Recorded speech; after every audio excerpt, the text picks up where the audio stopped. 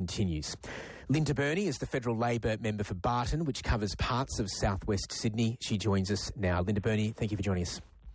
Good morning, Thomas. How are you? I'm not too bad, but look, how are you? Given your electorate, given we're a national program, parts of Canterbury, Bexley, Earlwood, that part of Sydney, 77 new cases yesterday, more than 100 expected today. How are you at the moment? Are you concerned about this developing situation? I am very concerned about the developing situation. I went through the exposure sites earlier this morning, and there's about 33 that are in the electorate of Barton, including places like Kingsgrove, Cogra, Tempe, Rockdale and St. Lucie. Kingsgrove, and the list just goes on. What's really interesting is that many of the exposure sites have been big supermarkets, have been Bunnings stores, and of course, famously, IKEA. Yeah, so that's the big message, isn't it? If you've even been to go and get those essential items at a supermarket, it could be one of those listed areas. Can I ask, Linda Burney, a major police operation took place over the weekend, and it did focus on compliance in southwest Sydney. What have you been hearing from your constituents about how this is all playing out? I've spoken to people over the weekend, and certainly at the beginning of the police operation, people felt targeted. They felt very stigmatised. And there was the assumption that, people have not been working hard, which is just not the case, to inform the community. And I think the other thing is that it seemed to me that the New South Wales government was really tone deaf about the incredible multicultural nature of the area. And of course, we've got to remember that for many of these people in these communities, their relationship in their home country with the police was very different. But when they saw the police turning up, I think it was Thursday now, Thomas, saying that we're going to have dogs and horses and 100 extra police and blah, blah, blah. People got very frightened and thought that, this sounds like the riot squad. It wasn't, but that's what it sounded like to people. I think the other thing that's really important to understand is that there was a New South Wales Parliament inquiry in 2020, at the end of 2020, that clearly demonstrated that health services in southwestern Sydney were underfunded compared to other health services in the state. I mean, setting aside, as you say, there has been criticism this police operation targeted those from migrant communities, particularly in a lot of that area, including in your electorate, big multicultural populations.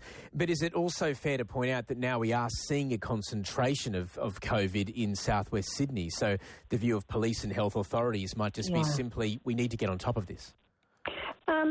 That is very true, and I think that the nature of policing has, from what I can understand, changed dramatically over the weekend, where police realised that there are some very significant community leaders that need to be part of the solution. The way you communicate is different, and to understand more deeply the nature of family, the nature of households, which is very different in southwestern Sydney to many other parts of Sydney.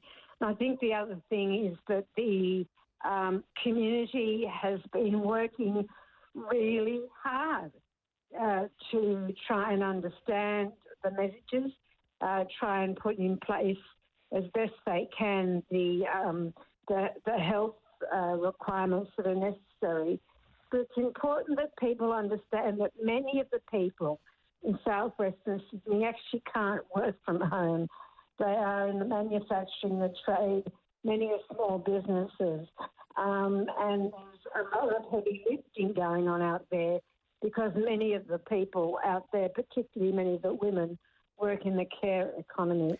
And those things are very important to understand when you're dealing with a particular population. And, of course, the other thing, just in closing, is that we're talking about 1 million people in the three LGAs that have been targeted. Yeah, it's certainly a big part of Sydney for our national audience to point out. We're certainly not talking about a small enclave here or anything like that. No, not at all. Can I? And it's been pointed out to us, of course, that a lot of the people in Western Sydney work in these essential service areas.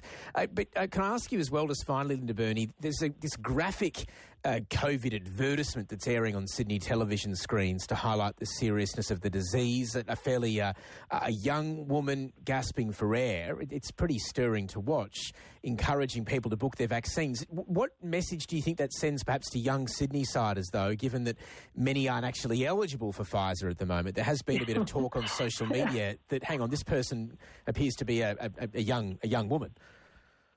Well, I think that points to the very real issue that the vaccine rollout has been really alarmingly poor in Australia. And you'll have on the radio this morning a very high-profile doctor from southwestern Sydney calling on the need for more vaccines. I've not seen the ad. I've heard it on the radio. I've seen the ad with the Band-Aids for Arm Yourself. But I have listened to Mary-Louise McClure and Bill Botel, who say that the ads are not effective because they lead you to a website. It is, as I can understand, Thomas, and I heard on the radio, like I said, it sounds fairly graphic.